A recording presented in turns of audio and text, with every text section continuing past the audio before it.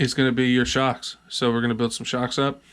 I think I'm going to use the oil they provided. I do have other shock fluid here, but I'm going to see how that feels jumping and stuff. I might thicken it up later on, but we'll see. So yeah, we're going to... Oh, I actually have a special tool I picked up. I picked up a pair of shock pliers.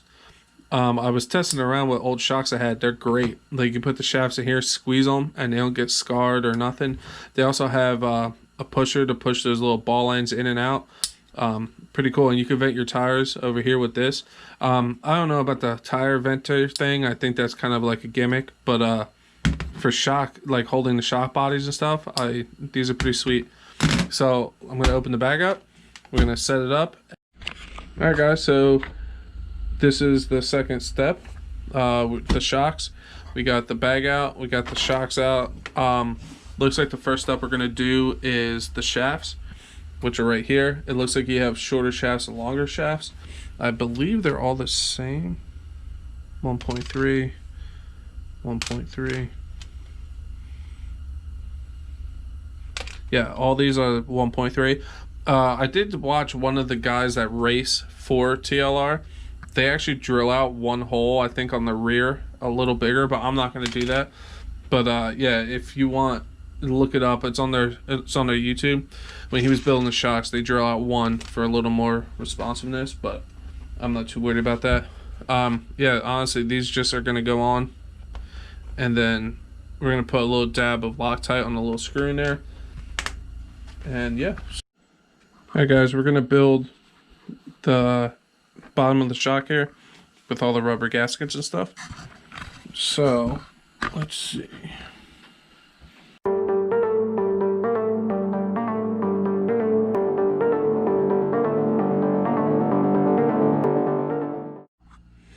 Alright guys, so I got a little bit ahead. I slid these boots on that came with it. Literally, you just pull it over and they just slide on. I slid the shaft through, held it. So now we're going to put the ends on. And for that, I have these fancy little pliers, which are phenomenal for this. You don't score the shaft, because I used to use my vise for this and it sucked. So now it should be a little easier. Like, getting these started is always a pain, but yeah, these pliers make it so much easier, guys.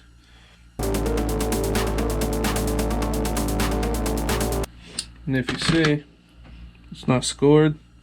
Beautiful. And I squeeze on that tight because it spun a little, but there's no marks on there or nothing. Ball ends, ends on, ready to go. And I believe we'll test out this. This has a little ball end pusher. Just line it up there. Slide that in there and squeeze. Boom. And they're in. These are really nice. So yeah, I'm going to do that to the rest of the shocks, and then we're going to put them in. Oh, before I end this clip, pay attention. Your front shocks are shorter than your rear shocks. So the longer shafts go in your rear, and same thing with the body. The shock bodies are longer in the rear. So just keep an eye out for that. Keep them separated. I kept mixing them up. So yeah, I'm going to go around and do that to every one of them, and then I'll turn you guys back on when I go to put the fluid in. Alright guys, so the boots are on. Ready to go. Don't make the mistake I did. You remember how I mentioned about the shorter shock bodies and shorter shafts? Keep them separated because front and rear. Well, same thing with the dust boots. I was stupid and put the two longer dust boots on the wrong way. So I had to unscrew the ball ends and put the boots back on.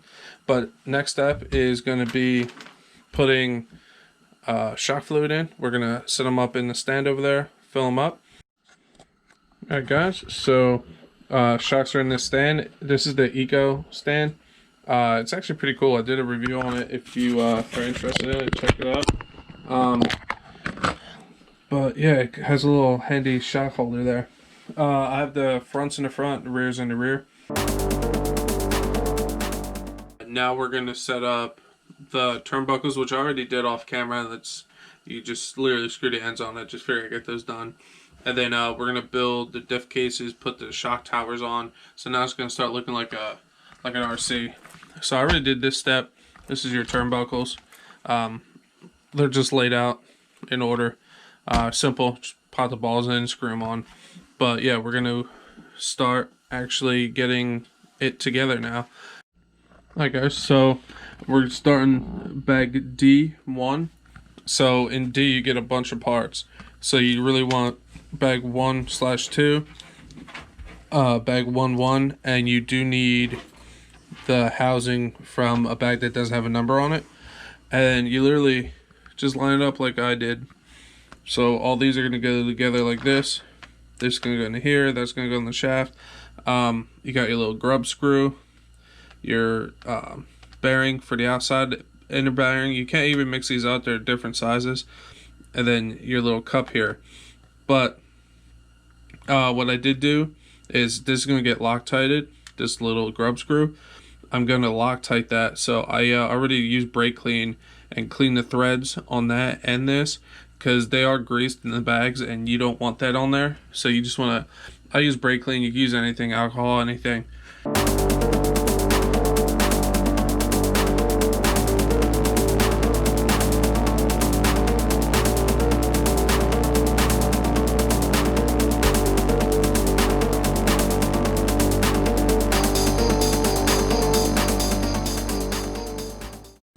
That's it. And this has a flat spot on it, where this is gonna slide onto there. Let me hold that. And then we're gonna Loctite that grub screw in. But before I do that, I think I'm gonna put a little grease on this shaft. I'm just gonna use the grease they supplied, just a little bit, just to keep it lubed up and going good. Nothing crazy. They don't call for that in the manual, but that's something I like to do. And then we're gonna slide this on there. Obviously you want your grub screw to be on the flat spot. It is a 2, and that's it. That's step D1. Snap together. Next step, we're gonna put on our shock tower, which is a really nice looking shock tower. I like it a lot. And these are also a 2. Convenient. I don't want to use this handle. Where's my good handle? Here it is.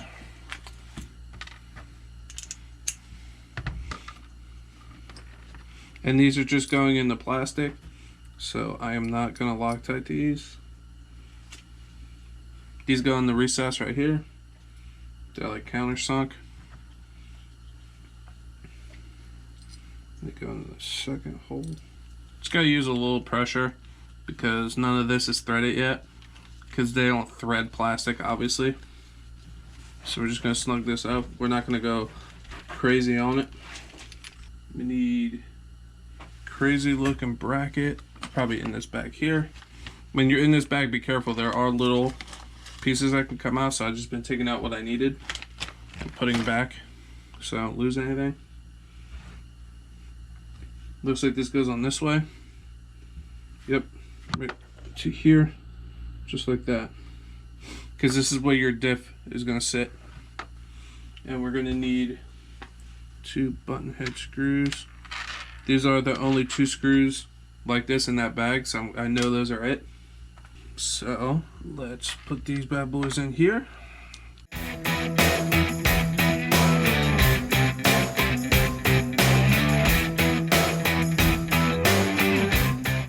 I'm really enjoying this kit so far. It's I only got a little bit done. Obviously I only got the diffs and shocks done, but overall the quality so far I'm impressed with. Instructions are nice. I wish the ones for the shocks, I wish it was wording on how it goes together instead of just pictures, because there was a lot of little parts at the bottom that you guys seen I took apart and put back together. But part of it was my fault trying to rush, just not taking my time. But overall I thought it was pretty good so far.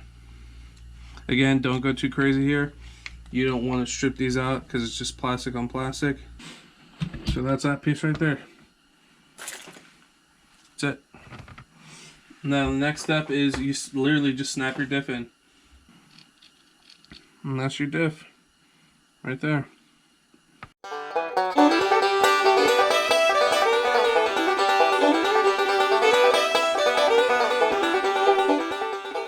And then the cover goes on, right? Yep. This cover goes on. Sure. You literally just push down till it pops and seat it, and that's it. And then your 18 mil screw goes in the two top. Your 16 mil goes on either side in the middle. And your two shorter ones that are 12 mil go right here in these two holes. Alright guys, so everything's cinched down. I have it sitting on a piece of plastic here because there's grease in there. I don't want to pick up any particles or anything. So next step is D7, which just looks like a piece and two screws. So it's going to be in bag D1.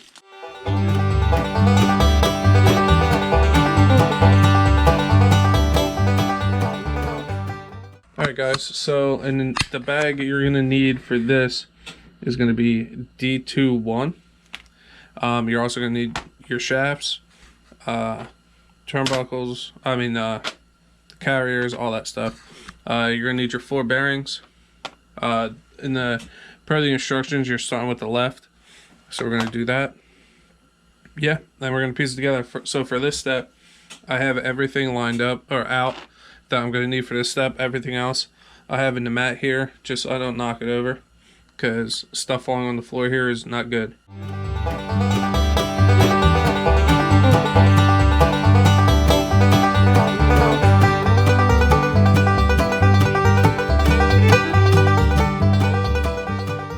Boom. That's on. Nice and free. Good to go. Alright guys, putting together this second part. Don't do what I do. Just don't look at pictures, read it, because it tells you.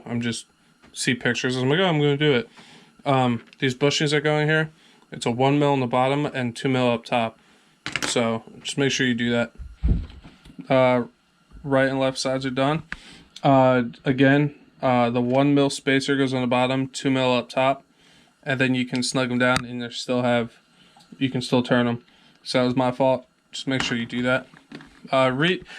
Everything's here. It's just I get ahead of myself. I'm like, ooh, pictures, and I just do it, and then I'm like, oh crap, I have to go back. So don't, just pay attention. But the next step is exciting. It's the arms, and then we put the drivetrain in, and that's pretty much the front. I think I'm just gonna turn it off, turn you guys back on. I'm literally just gonna put these 12 screws in. So we're gonna set that up, slide the pins through, put that in, put these 2 screws in, and that's done. That's it for that step. So this is the front end. There she is. Looking good, looking good. Alright guys, so next step is setting up the sway bar. Heads up, you're going to be dealing with some really tiny grub screws here. But I have everything laid out that I'm going to need to build this sway bar. Okay, so you guys see here that I'm just going to tighten this up. Tighten that up. I have to swap that. Oh, that one's actually facing the right way. This one wasn't. Snug this back down. Put these 2 little grub screws in the front. And that's the sway bar. And the next step is shocks. Alright, so the next step is your shocks. You're going to need these. You're going to need 2 little nuts. 2 bigger nuts that go on the other side. This silver screw is a left hand screw. So it's you turn it left to tighten it, right to loosen it. Regular one that length. And yeah, that's it. And then we're going to put it up. Remember, this is the silver one's reverse thread. So you're going to turn it to the left to go in. Alright, buddy. That's the entire front end. The only thing I didn't show you guys is just putting these 4 screws in to hold the body post on. Other than that, everything went together pretty smooth. Just stupid mistakes on my part for not paying attention and reading, just looking at pictures. But pretty good, guys. It's actually starting to look like something now. So the next step is going to be the front end. The rear end. Which I'm probably going to show you guys that, even though it's pretty much the same as the front end. Yeah, looking ahead, it's pretty much all the same, and actually not as bad because you don't have to worry about things being able to turn. So we'll see. I'm not sure yet. That might just be a live to do the rear. But if you guys are liking this and you guys want to follow along live, feel free to hit that subscribe button. And yeah, I'm enjoying it, guys. I'm super excited. So again, like and subscribe. If you want to follow along live, feel free to hop in. Talk to you guys soon.